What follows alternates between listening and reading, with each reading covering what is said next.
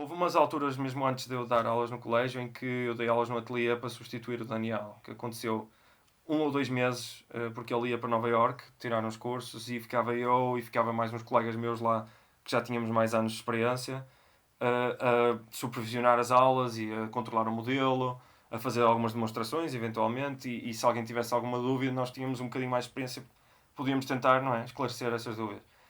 E eu achei que a experiência de ajudar alguém, principalmente quando tinham problemas que eram de teor emocional, que é muito comum no desenho. O pessoal começa a panicar e a ter frustrações completamente irracionais sobre o desenho, particularmente no desenho. Nas outras áreas, no 3D também acontece, porque é demasiado daunting, sei lá, se calhar porque a interface é muito complicado, ou porque são questões muito técnicas, às vezes muito complicadas, mas eu sinto que no desenho a parte emocional tem sempre um fator muito mais cru. No desenho revela-se um bocadinho mais as frustrações emocionais das pessoas. Até notas E no então, traço.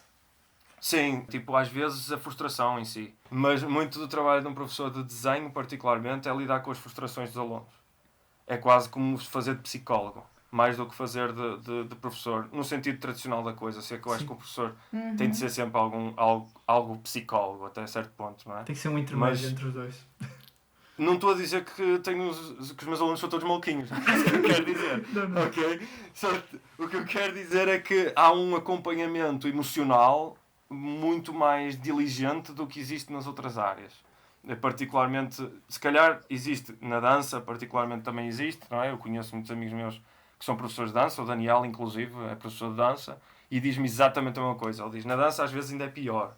Ainda é pior porque há uma espécie de uma performance física, não é? E as pessoas, para além das frustrações emocionais, têm as frustrações que têm perante o corpo, não Sim, é? os estigmas. Acrescentado a isso, os Sim. estigmas e etc. E isso torna-se ainda mais difícil. Mas no desenho eu sinto que esse tipo de frustrações, com um método tão objetivo como é aquele, tão passo a passo, tão claro, é muito mais fácil de identificar as frustrações. Então, uma das coisas que eu mais gostei até desse período em que fiquei a substituir o Daniel durante um mesito, eu e mais os meus colegas, um, o André, por exemplo, que também dá aulas comigo ao sábado lá, e eu lembro-me o que eu mais gostei foi realmente de dizer, sentir as frustrações de um aluno e conseguir com que essas frustrações amenizassem e ver o aluno ultrapassar essas frustrações. E isso para mim foi tipo, uau, foi um momento quase espiritual, não é? E eu percebi, ok, as pessoas chegam a este ponto e têm estas frustrações todas, então onde é que elas começam? Eu comecei a questionar-me com isso. E eu sempre gostei de psicologia, desde muito cedo, porque o meu pai sempre foi um entusiasta de psicologia, e depois eu também tive uns toques na Católica e adorei. E eu, desde muito cedo, fui instigado a gostar dessas coisas, desde filosofia clássica, a psicologia, a sociologia e etc. E eu, então, despertou um bocadinho aí esse meu lado também, não é? De, ok, onde é que eu posso aplicar todo este conhecimento, não é?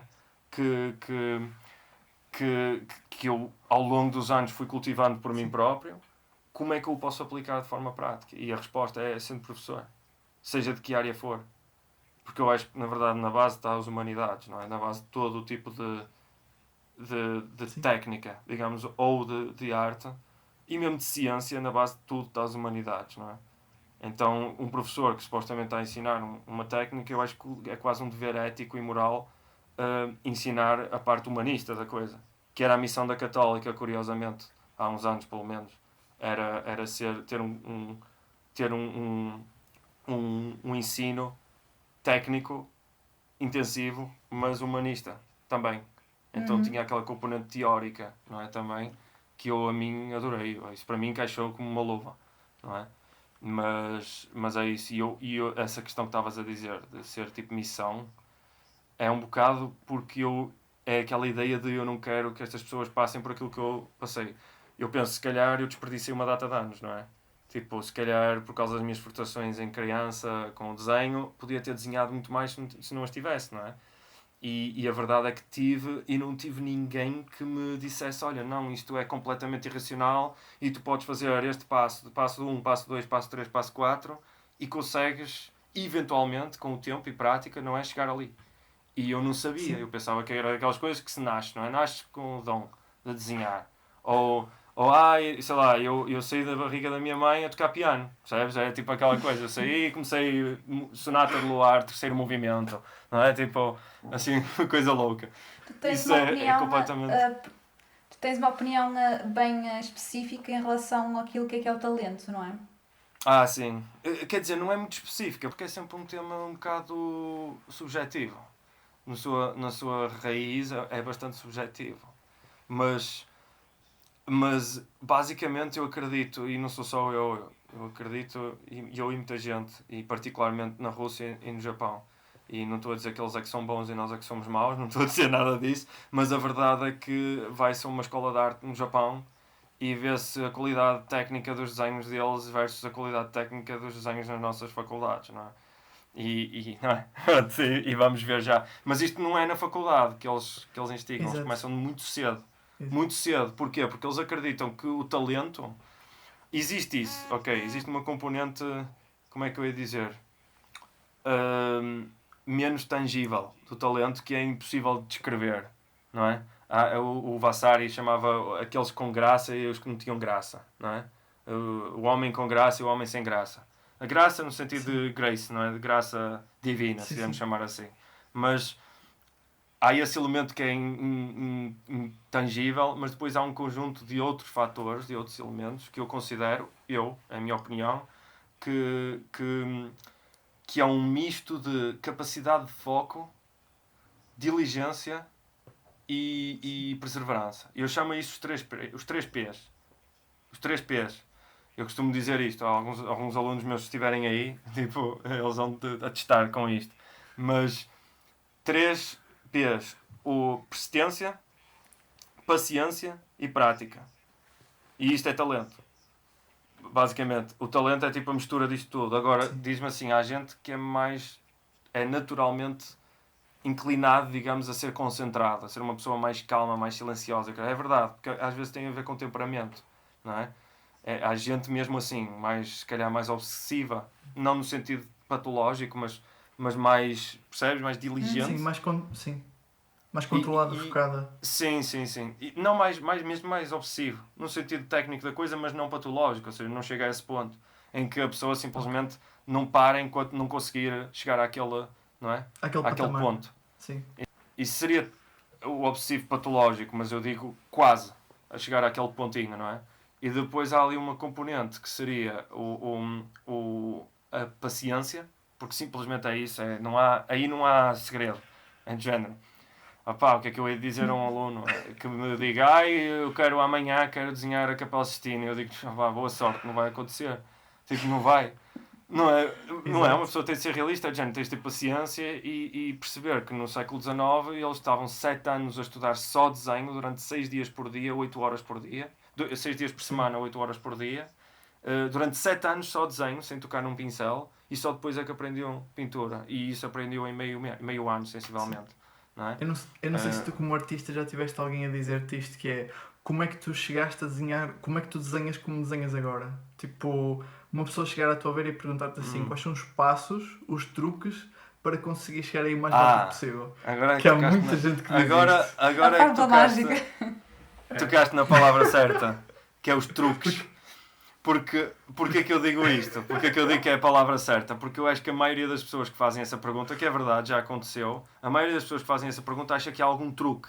Como se fosse um atalho, um botão mágico que eu carrego. Quando ninguém vê, eu carrego nesse botão e de repente o meu desenho sai melhor. Desbloqueias a chave Tipo, mestra não e é? estás E chapado. isso nunca não acontece, simplesmente isso não é verdade. Exato. Isso é o maior mito. E eu não estou a dizer que essas pessoas estão a dizer isso, porque não é verdade, mas parece que está ali na parte de trás da cabeça deles quando fazem essa pergunta. É quase como quem diz: como é que tu consegues? Qual é o teu segredo? Tipo, como se fosse receita do chefe Ramsay, não é? Às vezes as Tipo, pessoas sabem o porquê delas não conseguirem chegar a esse resultado, que às vezes está na própria às vezes pessoa a sim. resposta Sim, e elas sim, é que sim. não chegam lá. Não, eu acho que toda a gente deep down sabe. Toda a gente.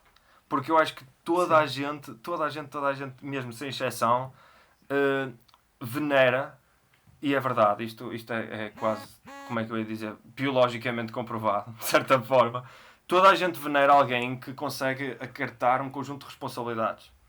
Nós idolatramos até. Uma pessoa como o Ronaldo, que treina todos os dias, por exemplo, antes de sequer começar o treino, não é? Ele já estava lá a treinar e nós só por isso já o respeitamos e o idolatramos. Não é por ele ser só bom, porque há muitos jogadores bons, não é?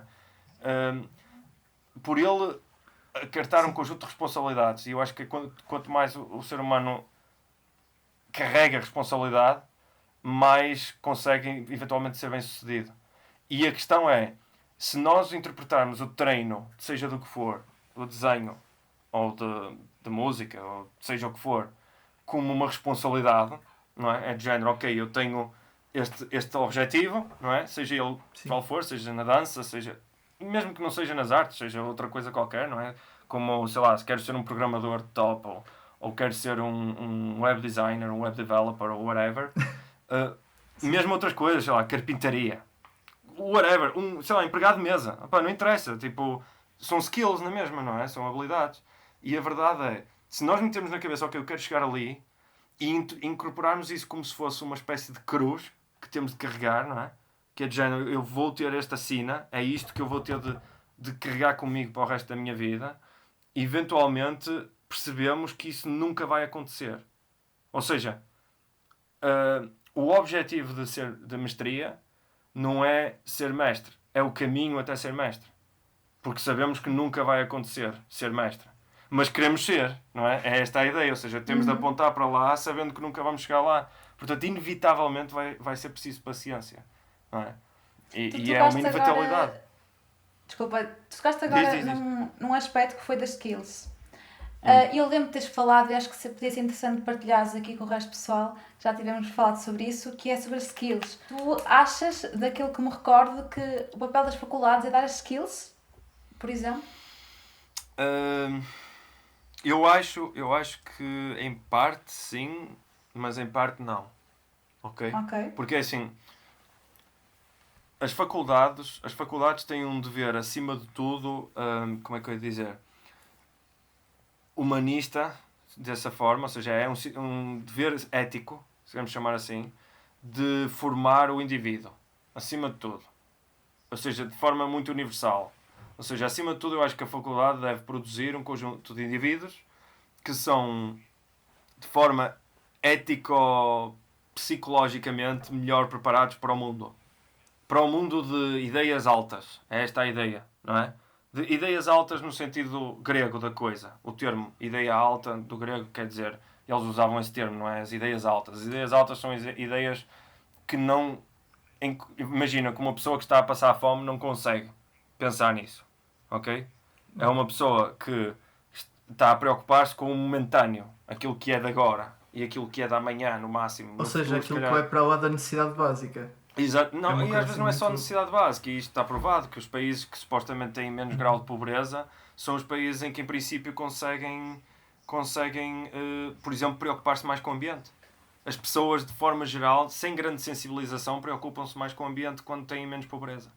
E isto está provado, ok? Portanto, imaginem, se eu estou preocupado com o que é que vou comer amanhã, ou etc., não vou estar a pensar na metafísica da interpretação estética da obra de Jacques David, não é? Como é lógico.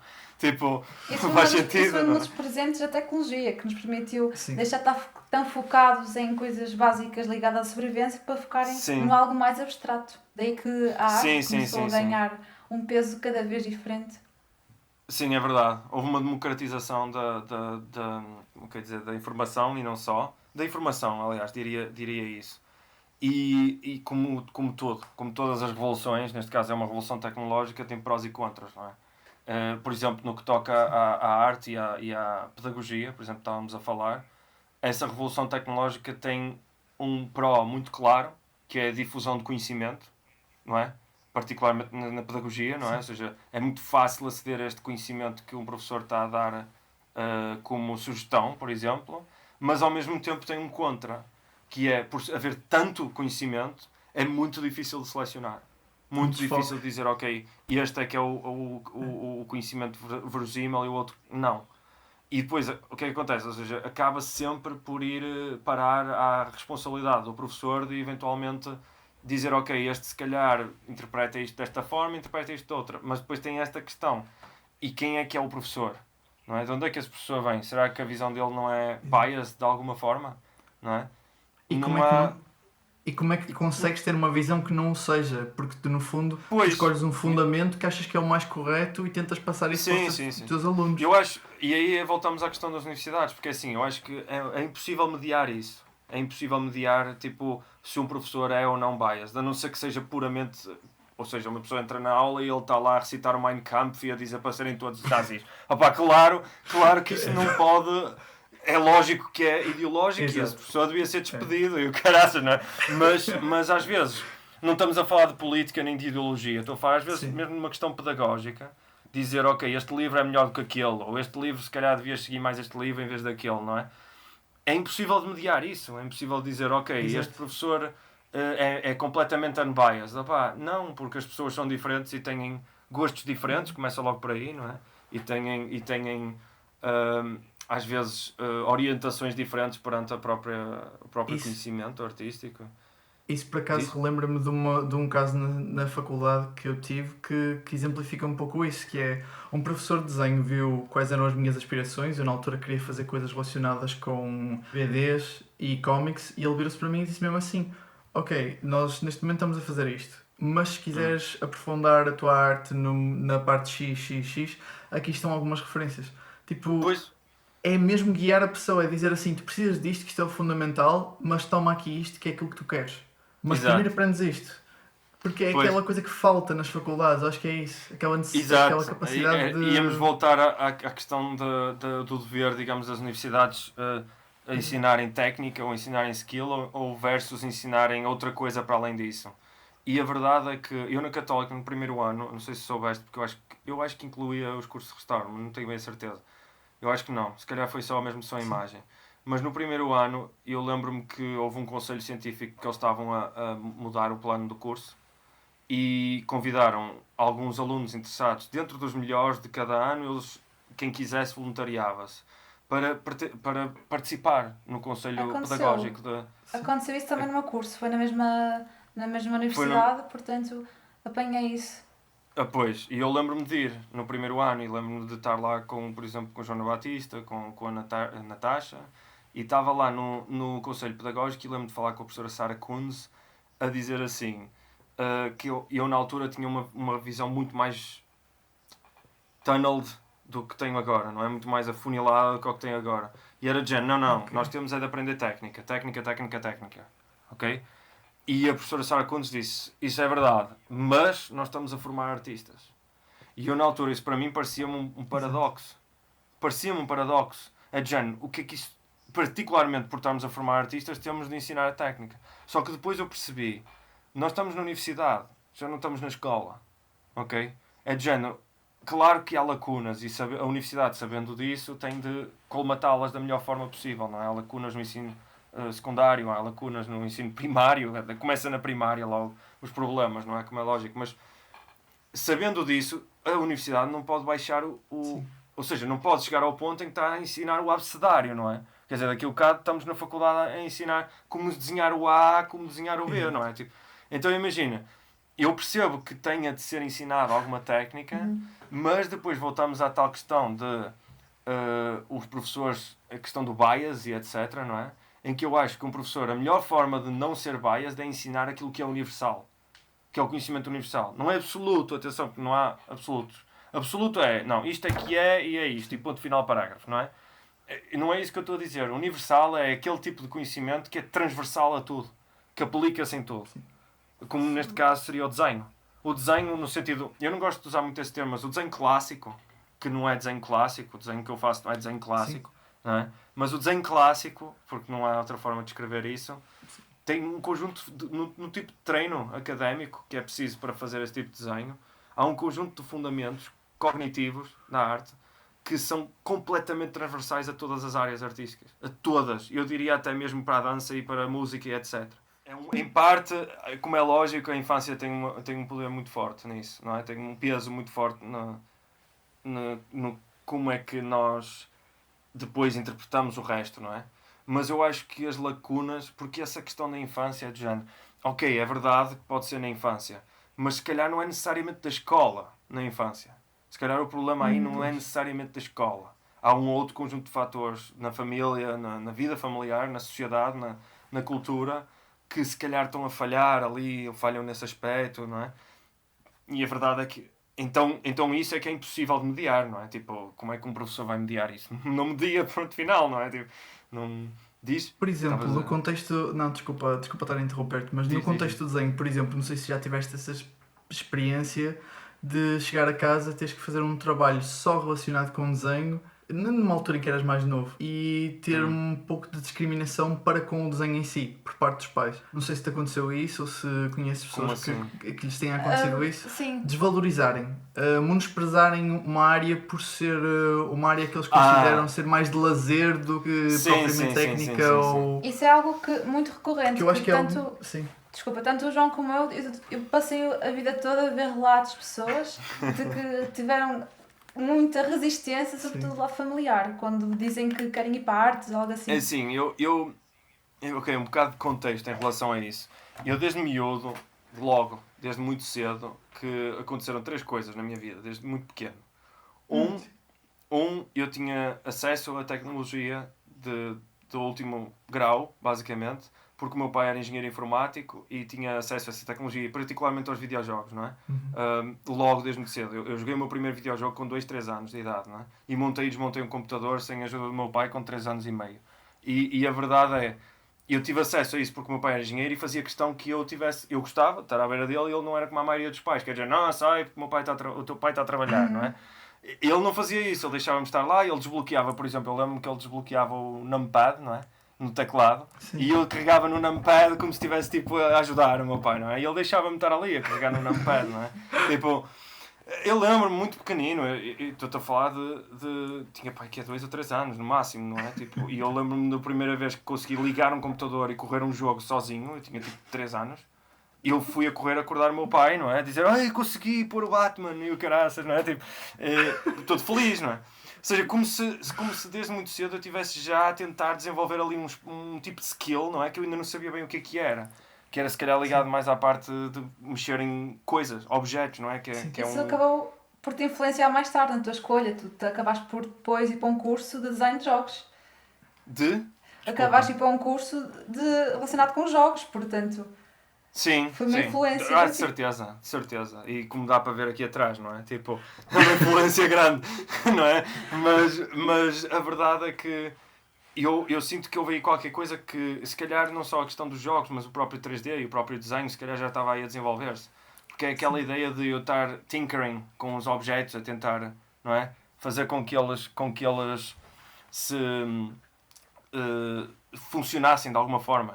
É um tipo de temperamento que estava a desenvolver-se em mim que é muito requisitado em engenheiros, que é gostarem de coisas em vez de pessoas, não é? Que é um tipo de trait de personalidade, interessarem-se por coisas em vez de pessoas e para além disso interessarem-se de como é que elas funcionam, não é?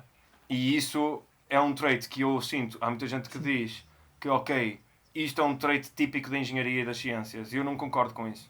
Porque se qualquer pessoa, quem estiver aqui a ouvir, se houver alguém que alguma vez já fez pintura digital, ou alguma vez já fez escultura no ZBrush ou whatever, qualquer pessoa que já fez isso, e mesmo desenho, atenção, e mesmo desenho tradicional, seja grafite, numa folha, alguém que já tenha feito isso percebe que não é só copiar aquilo que a gente vê, ou não é só desenhar coisas que vêm da cabeça, porque toda a criança faz isso. Toda a criança desenha de imaginação, desenha aquilo que lhe vai na cabeça. A memória dela é mega simbólica, particularmente até aos 6, 7 anos de idade. Sim. Não é? E então desenha, por exemplo, uma casa é um quadrado com um triângulo, não é? E um olho é uma espécie de uma amêndoa, não é? E a cara é uma bola com 2 pontos e um risco, não é? Porque é simbólico, mas a verdade é que se desde cedo estivermos a instigar esta ideia de como funcionam os objetos, eventualmente vai influenciar o desenho. Porque nós, quando estamos a desenhar, temos de tentar retratar daquilo de forma ótica, no sentido em que só estamos a pôr pó num papel, não é? É isso que está a acontecer, estamos a fazer um minério qualquer, seja o grafite, seja a sanguínea ou whatever, a raspar numa folha e ficam lá pozinhos, não é? Mas, isso é a visão mais pós-modernista da coisa, mas Mas se nós pensarmos na verdade aquilo que está a acontecer numa folha de papel, quando nós estamos a pôr uma imagem lá, no nosso cérebro o que está a acontecer é que nós estamos quase a interpretar aquilo que sabemos sobre aquilo que estamos a ver e a retratar aquilo que estamos a ver. Não é? De certa forma é um bocadinho não, é um bocado difícil nós desenharmos, por exemplo, uma figura humana sem entender um mínimo de anatomia.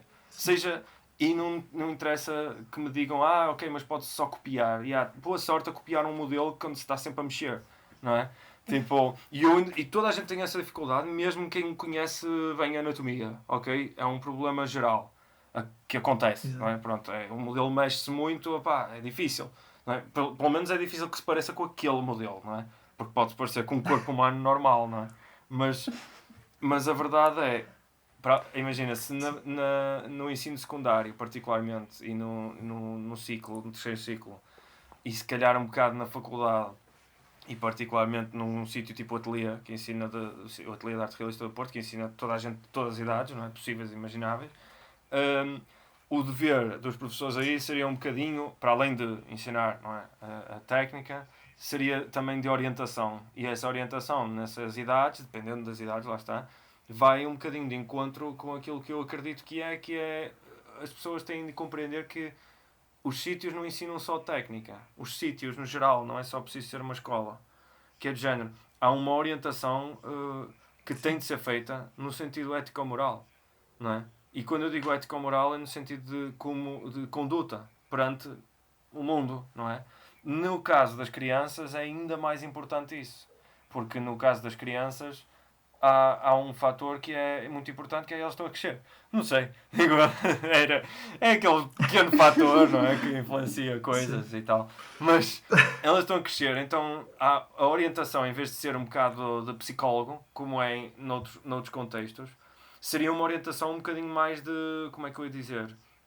De tipo segundo pai. Não quero estar a dizer que é tipo pai, mas não é, porque não é a mesma coisa que os pais, como é lógico, a educação parte de casa sempre, mas é o simbolismo daquela ideia de uma segunda figura paternal. Isso nunca acontece, assim. Isso só pode acontecer eventualmente em termos de instrução, exato, não é? Na orientação ética, mais no sentido sim, eu estou a dizer não, mas para a criança isso, como é que eu ia dizer, a manifestação da figura paternal ou de se quiserem chamar assim, que é o termo correto, é a endeusificação dos pais, acontece sempre com os pais biológicos, não há hipótese, e isto está provado, ok? Ou seja, imagina, o que acontece é que há uma endeusificação até certa idade e o papel do professor nesse tipo de situações seria um pouco para além de, principalmente na primária, de género, tudo bem, a escrever se calhar vamos ensinar a técnica, não é?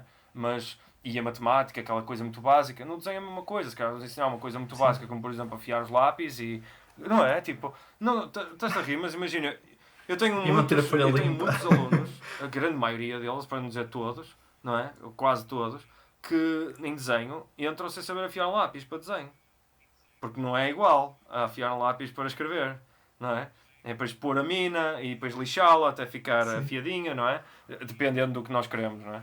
Não depende, porque se quiser se calhar um lápis um bocadinho mais arredondado e tal, lá está, porque a ferramenta é quase como se fosse um formão, não é? Nós estamos ali a afiá-lo, mas se nós quisermos partir a madeira, em vez de cortá-la, não convém afiá-lo muito, não é?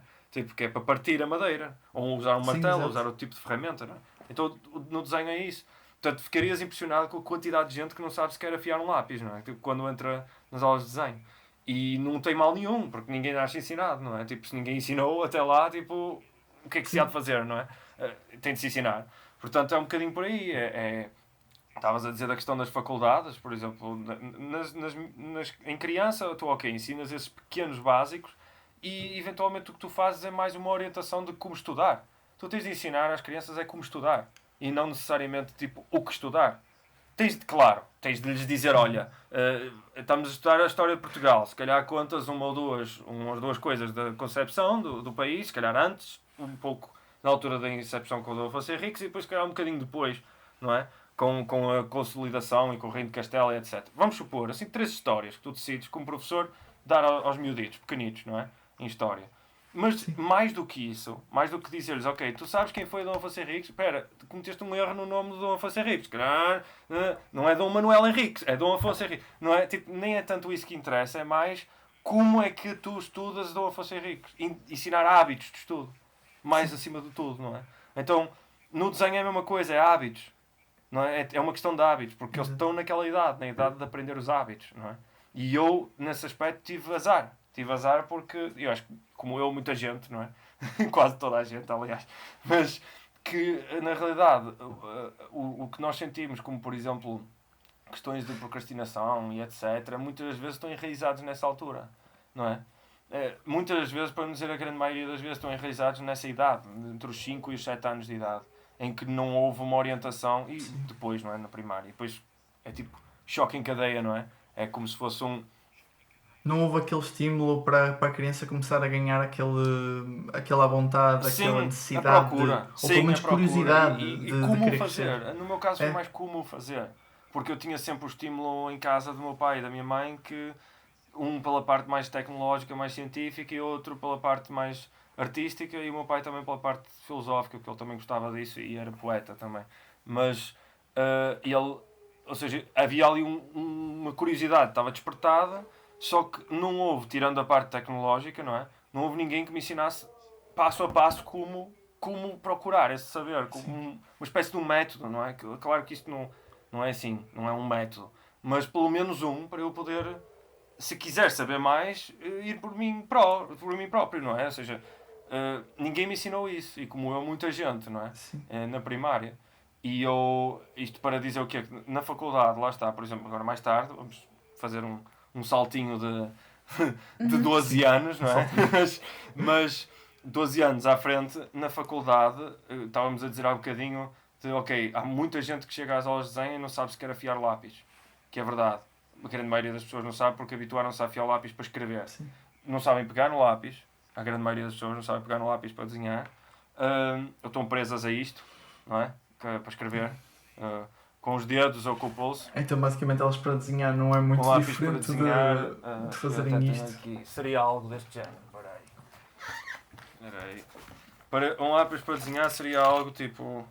Espera aí. Vamos ter aqui uma parte didática. Imagina, a maioria das pessoas pega no lápis assim, não é? Pega no lápis assim. E um dos primeiros grandes desafios de quase toda a gente é habituarem-se a pegar no lápis assim, como se fosse uma espada, a segurar, não é? Pegar nele assim, 3 dedos. E porquê? Porque isto torna-se versátil, eu posso desenhar com o mindinho se quiser, não é? Eu desprendi-me deste movimento, só. Não quer dizer que não o faça, eu desenho também assim às vezes, para modelar coisitas muito pequeninas e não sei o quê, eu faço isto. Mas não estou preso só a isto. mais meticuloso, não é? E pegar no lápis como se fosse um pincel, podemos fazer essa analogia, um pincel, pintar a óleo, que seria mais pegar assim, não é? Tipo, mais isto. Claro que também há quem pega assim para fazer detalhes e etc. Mas pegar no lápis como se fosse um pincel liberta um bocado do que é que se pode fazer. Imaginem, é quase como uma pessoa que começa a aprender violino e no início está incrivelmente presa porque ainda está a habituar-se a como pegar no violino, está a pensar em 1000 coisas, tem 1000 coisas na cabeça, não é? Tipo, primeiro, espera, isto... E também tem que ver com o processo de aprendizagem, porque a pessoa tem que habituar-se para depois desprender-se, tornar-se natural, para conseguir passar outro patamar. Estou a falar. Antes de sequer ensinar qualquer tipo de coisa mais complexa, há um processo de habituação, que também é ensinado. Também, quer dizer, ninguém vai adivinhar que tem que pegar no lápis assim se ninguém lhe disser, não é? Como é lógico. Mas Exato. Porque o mais natural é pegar naquilo que elas já têm referência. Exato. Elas sabem que a referência particularmente é assim, porque tens pelo menos 12 anos de experiência a pegar no lápis assim. Desde a primária até ao fim do secundário. E depois lá está, tem esta coisa. Sim. A faculdade, como estávamos a falar, se numas aulas de desenho, não só no colégio, mas também no ateliê de arte realista, a maioria das pessoas que entra não sabe, não é? Esse tipo de coisas, que é compreensível, não saberem se ninguém lhes ensinou. Então, na faculdade também acontece, como é lógico. Há coisas que simplesmente os alunos deveriam vir preparados de outros sistemas, como o sistema do ensino secundário ou do ciclo, não é? E não vêm simplesmente preparados. Mas agora o que é que tu fazes, não é? Como orientador na faculdade, o que é que fazes? Vais baixar e vais começar a ensinar o abecedário? Ou vais se calhar vais tentar encontrar ali um meio termo, e aí é mais nisso que eu acredito, hoje em dia, do que propriamente uma universidade que só ensina skill, não é? Mas, ao mesmo tempo, o que nós assistimos hoje em dia é das duas uma. Ou é universidades incrivelmente viradas para a técnica, porque a sua natureza é essa, como as faculdades de engenharia, não é? Os cursos de engenharia, particularmente, de engenharia informática, de engenharia mecânica, seja o que for. Aí, na engenharia mecânica há outros assuntos, mas na engenharia, nas áreas da computação gráfica, que é aquilo que eu conheço, não é? Há um apreço muito alto pela técnica, mas há uma negligência do outro lado. Ou seja, há uma negligência da componente, como é que eu ia dizer, humanista da coisa, não é? Do porquê que eu estou a usar estas ferramentas. Então, atenção, eu não estou a falar de, sei lá, um conhecimento técnico versus conhecimento criativo. Não é isso que eu estou a falar, isso é outra coisa. Eu estou a falar mais num ponto de vista, como é que eu ia dizer, ético. Porque a universidade sempre teve esta premissa por milhares de anos, não é? Milhares de anos não, mas pelo menos 1 milhar de anos. Tipo 1000 anos, pelo menos. O conceito de ensino avançado do que era o standard, que eram as escolas técnicas, sempre foram ao longo da história, que eram ou ateliês, ou estúdios e oficinas, não é? Que sempre foi assim o ensino. Um ensino como uma academia, como uma universidade, seria algo que, para além de aperfeiçoar certas componentes técnicas, não é? Ia, para além disso, ia explorar, como é que eu ia dizer, ou ia formar o indivíduo como um indivíduo mais humanista, como um indivíduo mais completo, no seu todo, não é? Não necessariamente só naquilo. E eu acho, claro que depois vocês podem dizer, ok, mas o que é um indivíduo completo numa faculdade de engenharia e o que é um indivíduo completo numa faculdade de belas artes, não é? Claro que é completamente diferente, mas há certas coisas que são universais. Há certas coisas que eu acho que tanto um engenheiro como um artista plástico, como um sociólogo, como sei lá, como um trolha, sinceramente, devia saber no que toca à história. Por exemplo, pelo menos a nível de história. Pelo menos a nível do português. Ou da sua língua nativa, não é só o português. Se for noutro país é outra língua, não é? Claro. Ou seja, há um conjunto de princípios de cultura, não é? Que aculturam a pessoa a ser algo mais do que aquilo que é naquele momento. Porque senão, simplesmente, uma pessoa entra na faculdade e sai a saber mais umas técnicas-itas, mas que a pessoa em si é a mesma. Não houve transformação, não é? E eu... Como é que consideras que se encontra o ensino artístico em Portugal?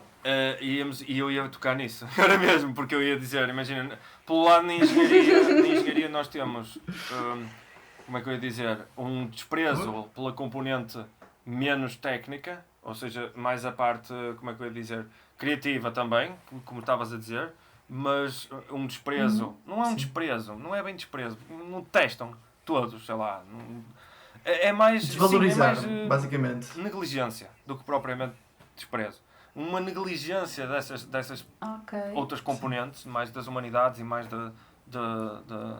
um ponto de vista mais moral e ético, não é? Do dever da universidade perante o indivíduo, não é? Mas, por outro lado, tens nas artes um desprezo pela técnica e sobrevalorização só disso. Ao ponto em que há muita gente que, por exemplo, acha que quando está na Faculdade de Belas Artes, acha que está numa Faculdade de Letras.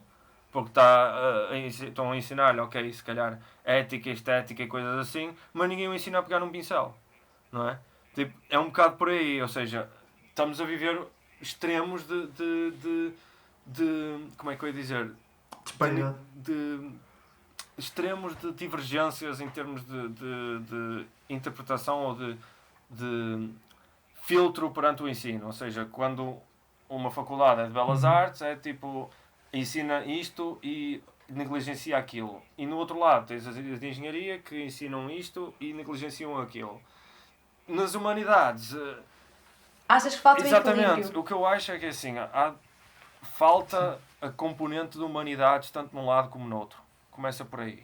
Porque na Faculdade de Belas Artes, apesar deles na Faculdade de Belas Artes, quando eu digo Faculdade de Belas Artes, digo Belas Artes. Nos ensino artístico, mais do que Faculdade de Belas Artes. Eu falo da Faculdade de Belas Artes porque é a referência, não é? Eu digo a Faculdade de Belas Artes de Lisboa e a Faculdade de Belas Artes no Porto, não é?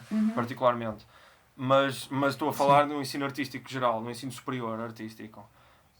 O que eu sinto, da maioria das pessoas que conheço que vêm dessas escolas e etc., é que falta a componente, como é que eu ia dizer? Técnica, isso como é lógico, já tínhamos falado disso, mas falta uma direção na componente humanística. Nós estamos a ensinar humanidades porque sim, e não necessariamente só por... Não é? É dizer, não, tu tens de saber estética. Ok, mas porquê? Porque tens de saber. Porque raio de artista é que não sabe estética. Ok, fixe. Não é? O que é que eu hei de fazer com essa informação? Qual a aplicação prática dentro da técnica prática, que eu posso não utilizar com a estética? Não há aplicação prática para a filosofia. Não tem de haver. Sim, mas conciliar as duas coisas, infelizmente. Eu acho não que existe essa preocupação. O problema transversal, digamos, a todas as áreas, seja artística ou não. Sim. O grande problema aqui é falta de clareza e de transparência. Isso é o que falta. Porque não digo só a nível institucional, nas universidades, mas digo os próprios professores. Têm de ser claros e transparentes com o porquê que estão a ensinar aquilo que estão a ensinar. Jane, eu acho que a única forma, por exemplo, de superar a crise na matemática, por exemplo, ou a crise no desenho, é simplesmente o professor dizer, ok, eu estou-te a dar este exercício, mas estou-te a dar este exercício porque vai-te servir para isto. Ou, por exemplo, eu estou a dar um exercício de desenho, sei lá, e se o aluno não souber porque é que está a fazer aquilo, mesmo que consiga fazer uma ou duas vezes, à terceira já não vai querer repetir. Porque pensa que já fiz uma vez, já não preciso de mais, não é? Enquanto que a pessoa tem de explicar, ok, tu estás a fazer este exercício para afinar, por exemplo, a tua capacidade de ver formas negativas, sei lá, em desenho. É especificamente para isso. E é um exercício quase como dar murros num saco de boxe. Nunca acabou, não é? Só acabou quando te cansaste, ok, paras e amanhã voltas, não é? Mas é um processo de repetição, sempre. Tipo uma arte marcial, não é? E no que toca a matemática é igual, não é? As pessoas ensinam, sei lá, estou a ensinar-te divisão, sei lá, no caso da primária, não é? Estou a ensinar divisão, mas porquê que estou a ensinar divisão? Para que te serve? Na primária, por acaso, isso não falha muito, mas o que falha é a seguir. Por exemplo, a parte da álgebra já falha. Redondamente, ninguém percebe porque é que está a ter álgebra. No sexto ano, no sétimo ano, já não sei quando é que introduzem álgebra, mas acho que é no sexto ano. Acho que é de sétimo para cima, se mas não me engano. a maioria das pessoas que não conseguem fazer matemática é porque não percebem porque que estão a ter aquilo. Basicamente, não é? Porquê que eu estou a fazer funções? E para que isso me serve? Porque a álgebra é abstrato, não é? A álgebra é um tipo de pensamento abstrato. Lógico, mas abstrato, não é? Funções... Isso também já tem a ver com o próprio processo de crescimento. As crianças perguntam porquê, mas geralmente absorvem com mais facilidade. Enquanto quanto mais velha a pessoa é, precisa ter um motivo para conseguir aprender. Não, eu acho que também é verdade, mas a questão do porquê continua a manter-se. Porque imagina, uma criança que pergunta ao professor de matemática porquê que eu estou a ter funções e o professor de matemática não lhe diz porquê, não é? Que é o que eu acho que está a acontecer. Ou diz-lhe, mas a justificação não é plausível, ou não é como é que eu ia dizer. Mas o que eu dizer é, em termos de absorção. Sim. Imagina, mesmo sem saber o motivo, a criança tem mais facilidade a aprender do que um adulto. Um adulto para aprender tem que necessariamente saber o porquê. Mas é verdade que a criança é mais passiva. Quanto mais novo, mais passivo é. Ou seja, é muito mais difícil. Não é difícil, é só diferente. Tem métodos diferentes pedagógicos, não é? Mas é mais complexo, de certa forma, ensinar uma pessoa com 60 anos, não é? Do que ensinar um miúdo com 12, não é? Porque logo os hábitos, logo... Sim. É a primeira coisa a quebrar, são hábitos. Sim, mesmo em desenho é das coisas fundamentais. Claramente, mas eu acho que não é só isso, porque imagina, tu tens claramente os hábitos, particularmente no desenho, como é lógico, mas em tudo que seja físico, mecânico, que tenha algum tipo de destreza, como música, ou desenho, ou dança, ou seja o que for, mas não só isso, mas há aqui crescer, ou seja, a partir de certa idade, tu criaste um conjunto de paradigmas na tua cabeça acerca daquele assunto. Por muito que não queiras, por muito que te desinteresse, nem que seja o próprio desinteresse, é um paradigma, não é? Tu crias um paradigma dentro da tua cabeça que te impede de fugir dele. Ou, por exemplo, entraste no que eu chamo um platô, em que estás a evoluir no desenho e depois estagna ou fica parado durante um tempo. Estagnaste e pensas, ok, aquilo é o meu limite e vou ficar sempre assim, então não me interessa, não é? Ou se calhar não é para mim, ou whatever, não é? E isso é só falso, porque a verdade é que a única forma de sair do platô, há um livro interessantíssimo sobre isso, que é de um mestre de artes marciais, mas é aplicado a tudo. Ele dá exemplos de voleibol, de música, de tudo. Mas basicamente, a única forma de sair do platô é adorar o platô. É chegar a um ponto em que dizemos assim, eu gosto de estar no platô, eu gosto de praticar pela prática só. E não necessariamente para sair daqui. E quando... Mas quando exatamente, não, mas quando emocionalmente isso acontece, porque assim, é muito fácil de falar e dizer isso. É muito fácil dizer, sim, eu tenho de adorar o platô. Pois. Mas se calhar lá dentro estou tipo a roer-me todo e a dizer, eu não consigo fazer isto é uma porcaria e não sei o quê. Não é? Tipo, mas digo... É aquela perspectiva de aceitar a falha? Mas aceitar talvez? Não é bem Sim, falha. mas é um bocado... Eu sei, não é falha, mas é tipo aquilo que tu queres alcançar, mas não consegues. Tipo, o momento que tu aceitas que tens aquela dificuldade, tu consegues estar mais aberto é uma questão para de chegar aceitar lá. a falha mesmo que não exista. Porque tu... Aceitar o facto de que vai haver falhas e que é inevitável. Sim. Não é? E, então o facto de teres essa perspectiva desprende-te da pressão de teres de sair do platô. E a partir do momento em que isso acontece, passas a querer ou a gostar de estar no platô. Não é? E a solução, por exemplo, que esse senhor desse livro... E se calhar mais facilmente sai do platô. Aliás, porque a pessoa está exatamente isso ansiosa que e fica acontece. presa. É tipo, a partir do momento, e eu já experienciei isso suficientes vezes para perceber que é exatamente isso, e imagino um momento mesmo em que isso acontece, consigo lembrar-me, que é, quando emocionalmente a Jane já não quero saber, venho só aqui desenhar umas cenas e o caraças, e tipo, só porque gosto de praticar, e eu, nesse momento, é tipo, esse desenho sai incrível. E porquê que sai incrível? Não é porque, desprendi-me da técnica, isso é mentira, eu não me desprendi da técnica, estou na mesma a desenhar uma figura humana minimamente credível. Mas, simplesmente desprendi-me da pressão de ter de sair do platô. De inibição. Então, a partir do momento em que isso acontece, saí do platô. Imediatamente. E por isso é que, por exemplo, esse senhor, o George Leonard, diz que o platô pode durar uma semana, 2 dias, sei lá, whatever, como pode durar 1 ano, 10 anos, o tempo que nós quisermos, não é? Depende do quanto tempo nós queremos manter. Nós queremos manter nós queremos nos manter naquela relação tóxica para connosco próprios, não é? Olha, aqui no chat estão a perguntar qual é o título é do George livro. Leonard, chama-se The Mastery. E eu estou sempre a sugerir esse livro. Aliás, eu tenho uma lista de livros que sugiro aos meus alunos de desenho, sempre, mas digo assim, se vocês tiverem de escolher escolham o único que não é de desenho. E eles ficam tipo, como assim? Tipo, então estás-me a mostrar livros de desenho e caraças e diz-me o único que não é desenho? Porque este livro não é de desenho. O Mastery, não é desenho. É um livro de hábitos, sobre... na verdade é um livro de artes marciais, começa logo por aí, mas é facilmente aplicável, porque é um livro mais de comportamental, mais de comportamento, sobre comportamentos. Sim. E comportamentos de treino. Basicamente é um livro de treino, um livro de orientação de treino. E eu digo-lhes sempre isso e eles ficam um bocadinho parvos. Eu digo, olha, porque este livro vai-vos dar a entender o que é que vocês têm de fazer a nível de hábitos. E depois a parte técnica, nem que como é que eu ia dizer, dependam inteiramente das aulas, não é? Porque não é por aí. Não é? Eu lembro-me, por exemplo, na faculdade, eu vou admitir aqui uma coisa. Eu praticamente não estudei na faculdade, não é? Eu praticamente não estudei, mas não estudei, atenção. Eu praticamente não estudei as aulas, ok? E eu era extremamente atento nas aulas. Que é outra coisa, não é? Ou seja, eu estava extremamente atento nas aulas, mesmo que estivesse a fazer outra coisa. Às vezes estava a desenhar e estava a ouvir o professor e etc, não é? E quando sabia que ia ter um teste, por exemplo, na semana a seguir, revia a matéria, mas eu não revia a matéria. Eu escrevia sobre aquilo que me lembrava das aulas.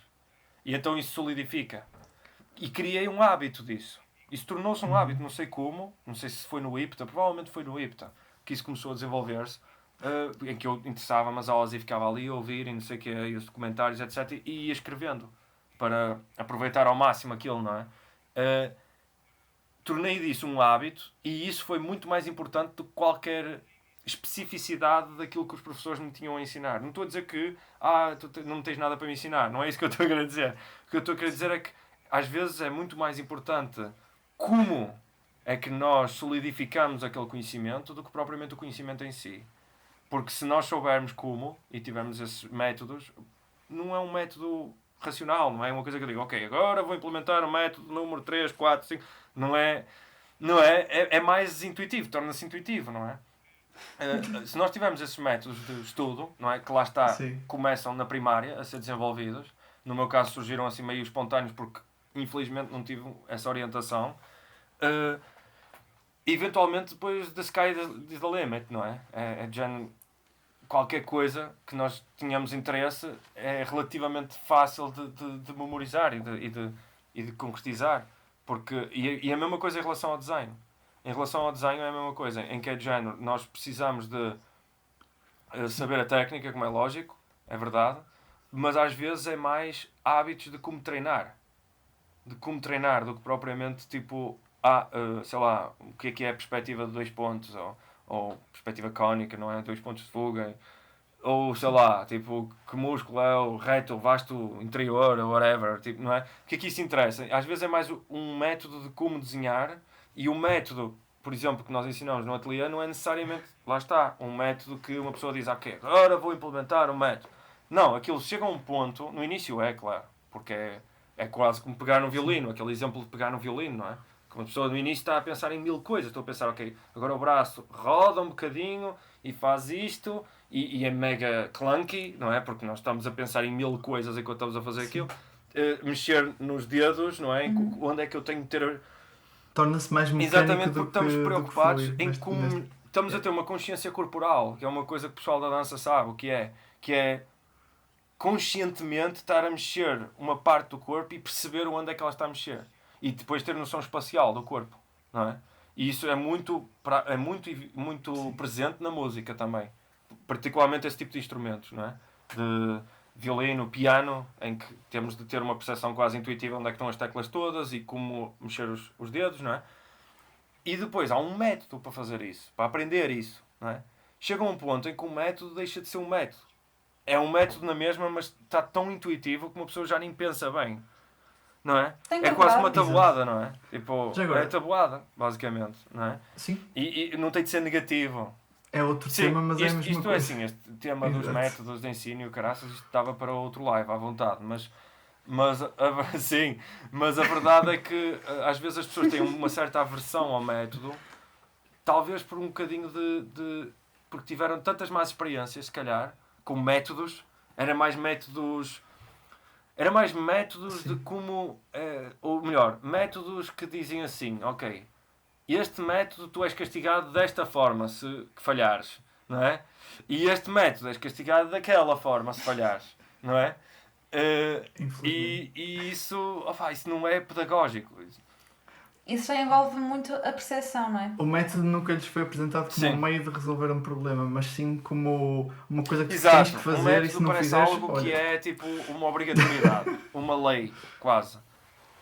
Torna-se castrador. E tu dirias que isso é um dos passos que é preciso mudar no nosso ensino? Em todos os aspectos. Em todos os aspectos não, em todos os estratos do ensino.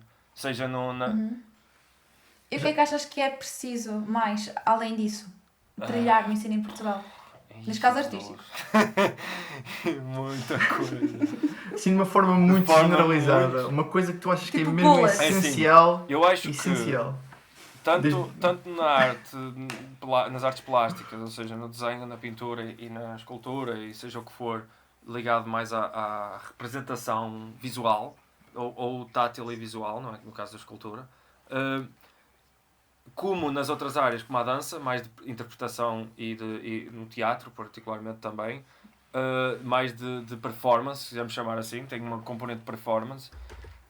Tanto numa como noutra, há um conjunto de questões, digamos, que falham em relação a certos países. Por exemplo, vou dar um exemplo. O pessoal da dança, e neste caso o pessoal das artes plásticas, pelo menos se não sabe, deviam saber, mas na Rússia eles têm um sistema de ensino muito, muito incrível de dança e de desenho e etc. Não é?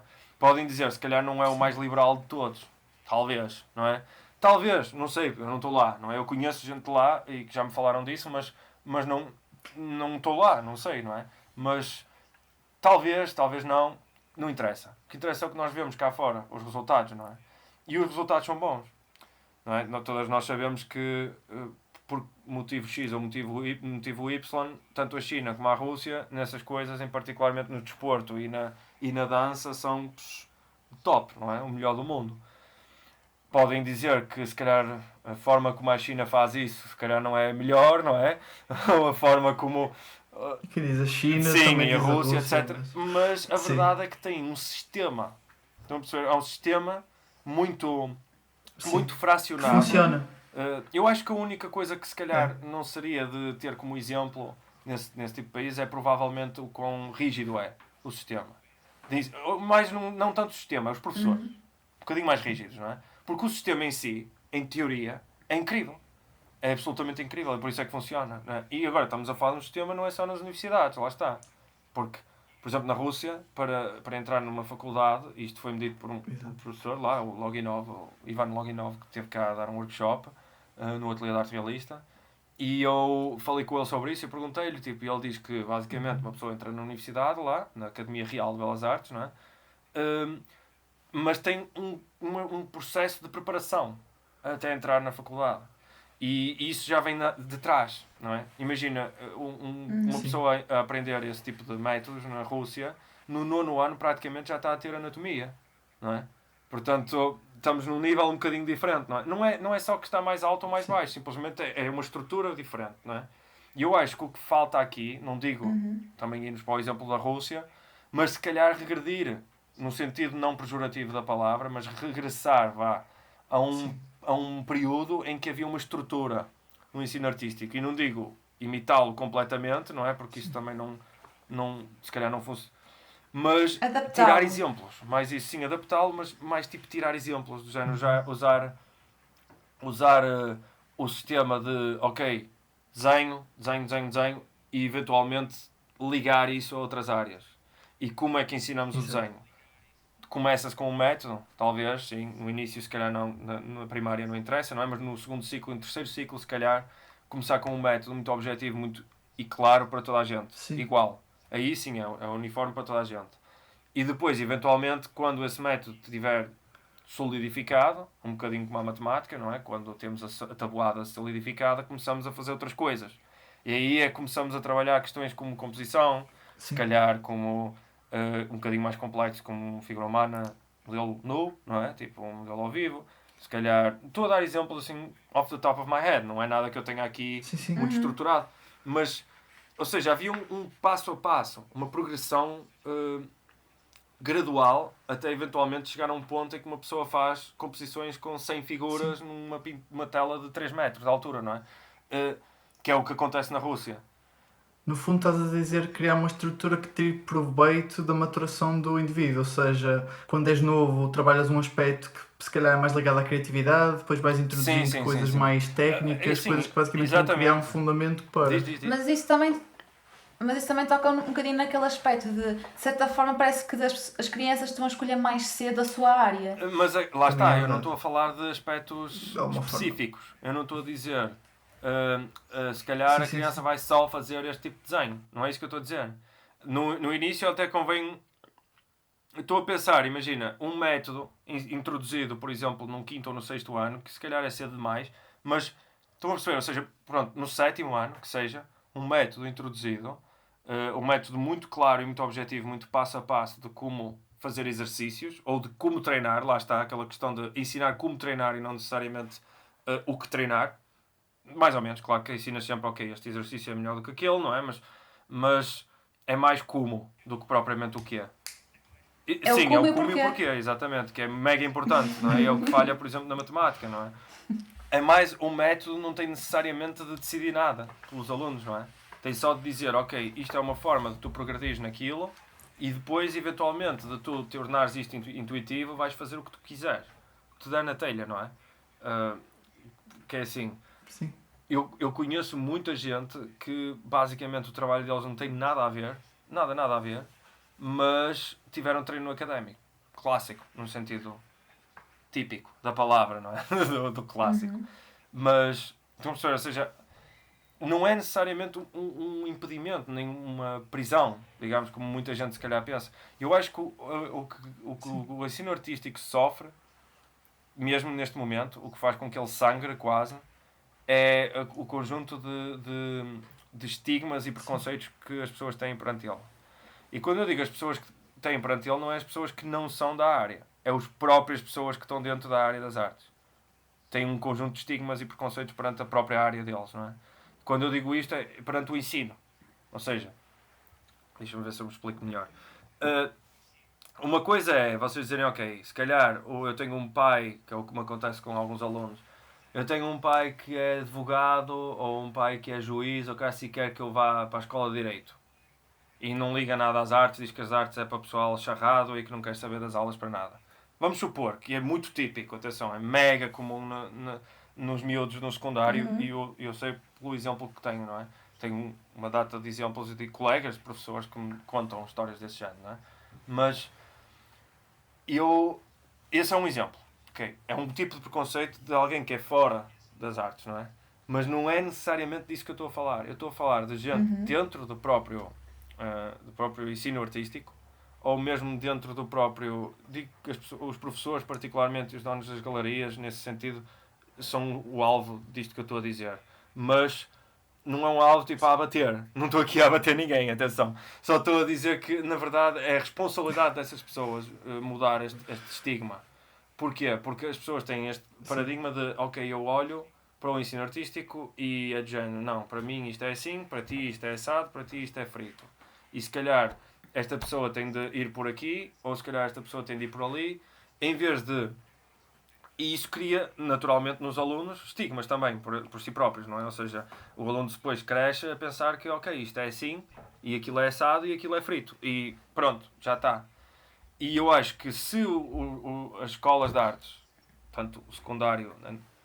Então, estás a falar que ocorre uma certa estagnação, porque não há essa ideia de orientação. Sim, é isso. Eu acho que falta, não sei se é orientação a palavra certa, porque orientar as pessoas orientam. Melhor ou pior orientam, não é? Mas eu acho que é mais tipo... Lá está, é aquela questão de tocar na universalidade das coisas, não é? Aquela ideia... Isso bate muito na forma como a escola também está organizada. Porque acima dos docentes tem a escola, acima da escola, não é? Claro, é o Portanto, sistema em isso si. é tudo Como é algo lógico. piramidal que, lá está, tinha que mudar também na Assim, raiz. não permite flexibilidade para te conseguires adaptar consoante a turma que tu tens. Quer dizer, tu podes fazer isso autonomamente como professor, mas por norma tens uma característica que tens de seguir, tens o programa de... para cumprir, não é? Como é lógico. Tens avaliações, que é outra coisa... Tipo periódicas, que é outra coisa que é completamente anti-aprender qualquer tipo de técnica, por exemplo. É aquela ideia de que eu estou um semestre, vamos falar na faculdade, pronto, um semestre a aprender a misturar cores a óleo, vamos supor, e chego ao fim desse semestre, pronto, acabou, se tirei 15, pronto, já acabou, já nunca mais misturo cores na vida. Estão a perceber? É tipo... É a mesma ideia com o desenho, é de género, ok, o que é que estamos a dar este semestre? Estamos a dar anatomia, ok, vou estudar os músculos durante 6 meses e depois parou e acabou. Nunca mais vou estudar músculos na vida. Em vez da pessoa sentir que aquilo é uma profissão. Exatamente, ou seja, a ideia de ter um semestre que chega ali àquele ponto e acaba e tem de dar uma nota, já é um remar contra a maré do próprio tipo de ensino que é preciso. Mas, opá, é uma inevitabilidade. Agora, a questão há formas de contornar isso, não é? Como é lógico. E uma das formas, por exemplo, seria focar, lá está, ter um sistema que é mega objetivo. É de género, ok, neste ano, neste período, dá-se isto a toda a gente. Este tipo de fundamentos, digamos, os fundamentos do design, por exemplo. O que eu faço é sempre começo por como afiar lápis e como... Esse tipo de coisas, não é? Muito básicas, como preparar um cavalete e etc. Como enquadrar o objeto no desenho, etc. Mas no início é mesmo... Sim, porquê? Porque eu estou a falar mesmo do básico dos básicos dos básicos. Porque lá está, há gente que não sabe pegar no lápis tipo, para desenhar, não é? Então imagina... Eu, por acaso, a experiência que eu tive, eu aprendi primeiro o enquadramento e não foi a pegar no lápis. Pois, lá está. E eu acho que ainda não sei pegar em lápis. Pois, mas lá está, isso é um bocado um atestado, não é? É de género. Se calhar era um bocadinho mais importante numa fase inicial, esse tipo de coisas, não é? E até a pessoa ficar à vontade com aquilo. Sim. E demora o tempo que demorar, não é? É de género. Se eu tiver um aluno que está 4 meses, vamos supor, ainda a habituar-se a pegar no lápis, tudo bem. Agora, imagina isto num sistema que de período a período tem de dar notas, se calhar já não é? Já não funciona muito bem. Mas o que é que uma pessoa pode fazer? A Jen?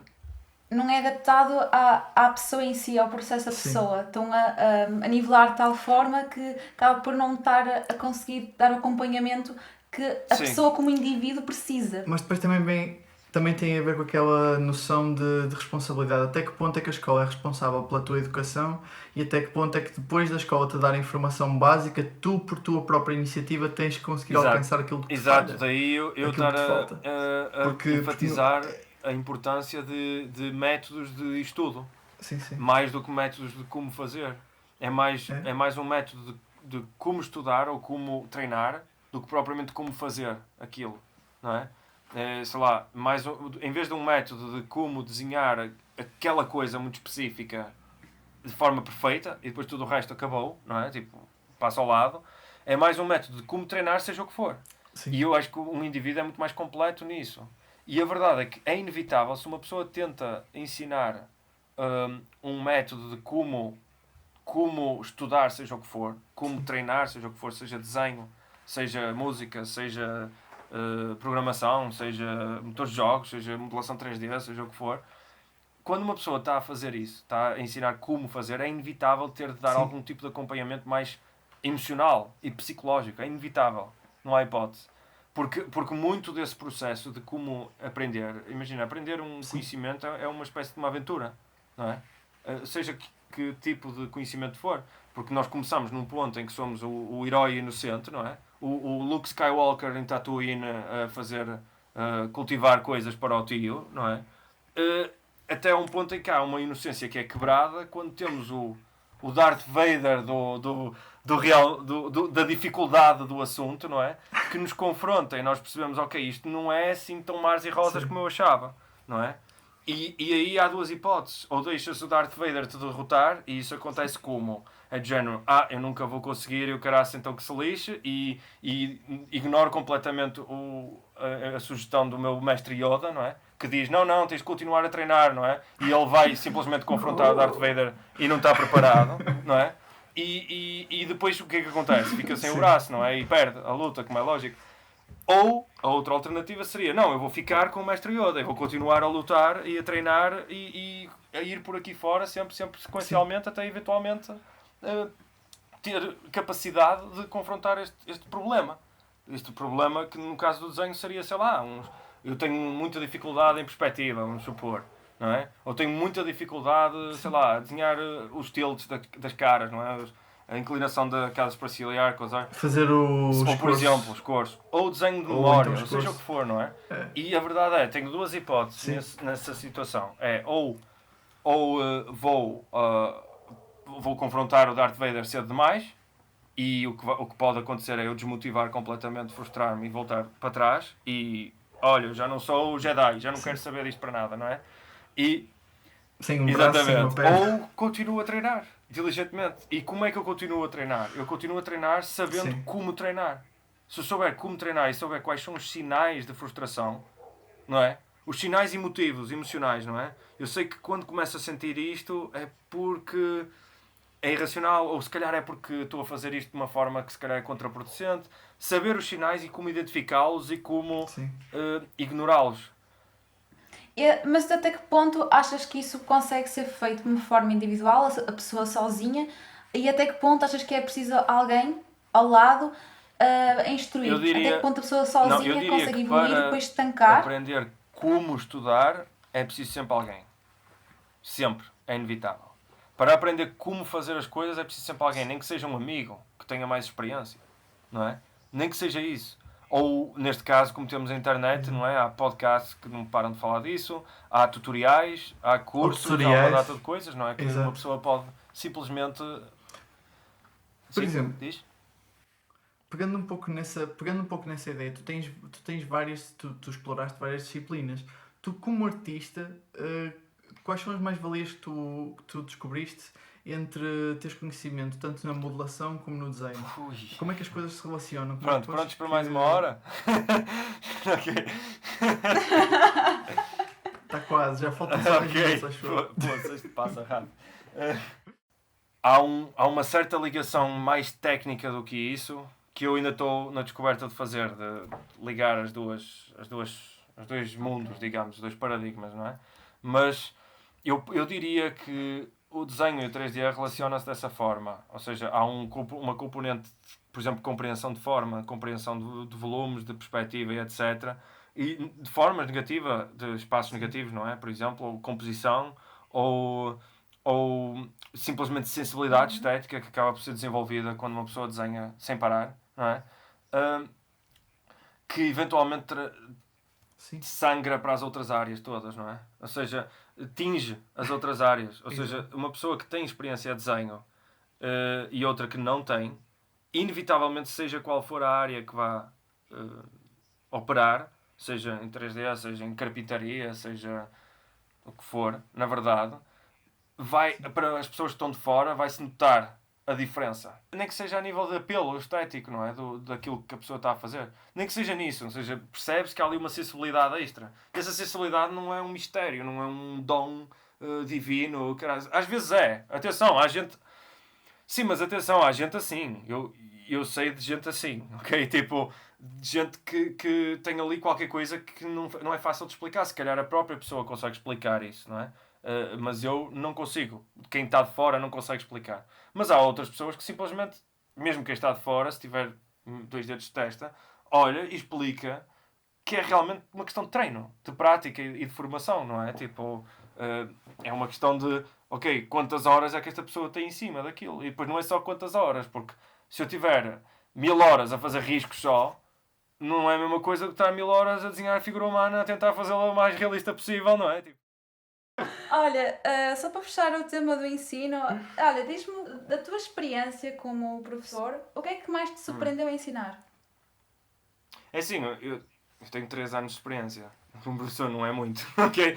Mas Sim. dizia... Estás a dizer onde ou como? O que é que te surpreendeu? O que é que te surpreendeu? Tu tinhas ideia de ser professor quando começaste a desenhar? Não. Não. Eu tinha falado disso, que... Eu já tinha falado, como falei há bocadinho, e eu basicamente, quando substituí o Daniel, numa data de vezes que ele foi para Nova Iorque, não é? Eu e os outros meus colegas, e eu percebi que havia ali qualquer coisa que me fazia realizado, de certa forma. E era particularmente quando os outros alunos, quando eu os ajudava a superar uma dessas frustrações emocionais, não é? Através do desenho. E não só isso, não é só isso, a parte técnica também. E saber que o resultado técnico, o resultado final, não é? O produto final, é um bocadinho o resultado de uma equação esquisita entre o que é superar as frustrações emocionais e o que é a capacidade de retenção de conceitos, não é? Que é importante, e acho que isso varia de pessoa para pessoa. Não, nem toda a gente é igualmente, retém de forma igual as coisas, não é? Tipo, isto é sabido, mas não quer dizer que não consigam reter, simplesmente ou demoram mais tempo ou demoram menos, não é? Mas é uma equação esquisita entre estas duas coisas, e depois ver aquele produto final é uma sensação que eu não sei explicar. O produto final não tem de ser um desenho bonito. Às vezes o produto final para mim não é o resultado. São coisas diferentes. Imagina, numa disciplina de 3D, por exemplo, como dou no ISTEC, para mim o produto final da disciplina não é eles fazerem um Avatar 3, não é? O produto final é, ele antes sabia 0 e agora faz modelos 3D para jogos. Melhor ou pior, está à vontade com as ferramentas, estão a perceber? Ou seja, há uma evolução, uma certa transformação naquela pessoa. E eu sinto-me orgulhoso... que é caminhada e não a meta. Sim. É mais tipo de género. Há um progresso e há uma transformação no próprio indivíduo. Nem que seja mínima, nem que seja... Podem dizer, ok, é só técnica. Ok, mas não é. Há sempre ali uma transformaçãozinha.